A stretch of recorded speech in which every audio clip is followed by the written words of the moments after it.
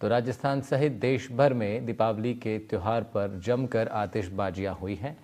आतिशबाजियों को शुभ भी माना जाता है, लोग शुभ मानकर पटाखे फोड़ते हैं, लेकिन क्रम फिर वो इतना लंबा चल जाता है कि फिर वो शुभ लगने वाली चीज़ कई बार अगली सुबह पता पड़ती है कि वो तो हवा में जहर बनकर घुल गई है। यही स्थिति राजस्थान में खास तौर पर नज़र आ रही है, जहाँ पर 20 से ज़्यादा जिलों का AQI 200 के पार है। तनुज दीक्षित हमारे साथ जुड़ रहे हैं, वकील हैं आप। स्वागत है आपका तनुज जी। तनुज दीक्षित जी सीधा समझते हैं। तनुज दीक्षित जी एडवोकेट हैं। तनुज जी, सुप्रीम कोर्ट की तरफ से भी कई बार नोटिफिकेशंस आते हैं, गाइडलाइंस आते हैं, कहा जाता है कि भाई इसका पालन होगा, नहीं हुआ तो कार्रवाई होगी। जिम्मेदारी तो कार्रवाई करने की प्रशासन पर रहती है, बताइए। जी राहुल जी, देखिए सबसे बड़ी चीज ये होती है कि क्या सुप्रीम कोर्ट को क्या वाकई में आवश्यकताएं हैं पोल्यूशन के लिए मतलब कदम उठाने की। इसका मतलब ये है कि कितनी सजगता नागरिकों के बीच में रह गई है। आज जयपुर का जो एयर क्वालिटी इंडेक्स है वो अगर 375 तक पहुंचा है तो उसके लिए दिवाली रिस्पॉन्सिबल नहीं हो सकती। कोई एक दिन में तो ऐसा नहीं है कि अचानक से प्रदूषण का स्तर ही सिर्फ उस पर फोकस हो गया, पटाखों पर फोकस हो गया। मैं तो ये नहीं मानता। मुझे लगता है कि बहुत सारी ऐसी चीजें हैं। सबसे पहले waste management, water waste management को ध्यान रखना होगा। हैजर्डियस प्लास्टिक है उसका इस्तेमाल बंद करके पॉलीप्रोपिलीन जैसे प्लास्टिक जो सेफेस्ट प्लास्टिक माने जाते हैं उस टाइप का इस्तेमाल करना होगा। देखिए, एनवायरमेंट की तरह तरह की पॉल्यूशन है, उन सब पे जब आप कंट्रोल करते हैं तब जाके एयर क्वालिटी इंडेक्स के अंदर सुधार आएगा। मुझे लगता है कि ये तो हिंदुओं का एक त्योहार है। भावनात्मक रूप से जो भी ठीक है, पटाखे छिल भी रहे हैं, ये तो एक दिन या 2 दिन तक ही इसको मैं सीमित मानता हूं।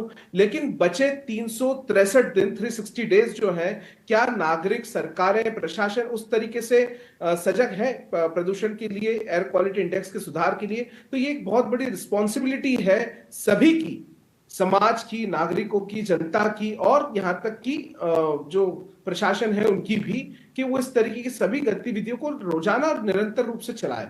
हाल ही में हमने देखा कि दिल्ली सरकार के द्वारा सुप्रीम कोर्ट में याचिका दायर होती है और सुप्रीम कोर्ट जो है पंजाब और अपने हरियाणा में जो है पराली जलाने पर रोक लगाने के लिए और मना करने के लिए, कार्रवाई के लिए बोलते हैं। तो निश्चित रूप से सर्वोच्च न्यायालय का हस्तक्षेप है। इसका मतलब यह है कि आज एयर क्वालिटी इंडेक्स इतना वर्स्ट हो चुका है।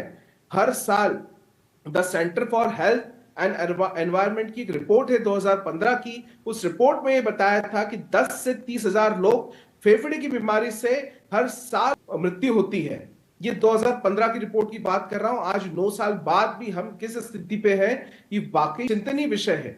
लेकिन मेरा ये सोच है राहुल जी कि हम एक किसी चीज को मतलब दोषी ना मानते हुए, या पराली ही है या सिर्फ पटाखे ही है या सिर्फ, ऐसा नहीं हो सकता है।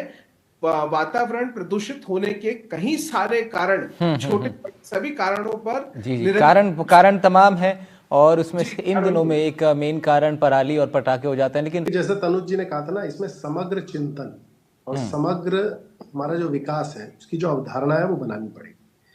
सिर्फ एक कारण के पीछे पड़ेंगे, वो कारण है, उसमें ऐसा कोई दो राय नहीं कि पराली भी बहुत बड़ा कारण है, पटाखे भी बहुत बड़ा कारण है, सिर्फ वही कारण है, ये सत्यता नहीं है। तो केतन, उससे हिसाब से मैं और कुछ कानूनी चीज़ें पूछना चाहता था, लेकिन मुझे बताया जा रहा है कि समय इतना ही है डिस्कशन के लिए। आज बहुत शुक्रिया आप लोगों का। तनुज जी, शुक्रिया आपका, आपने आसान भाषा में समझाया किस तरीके से कानून का इसमें पूरा रोल है।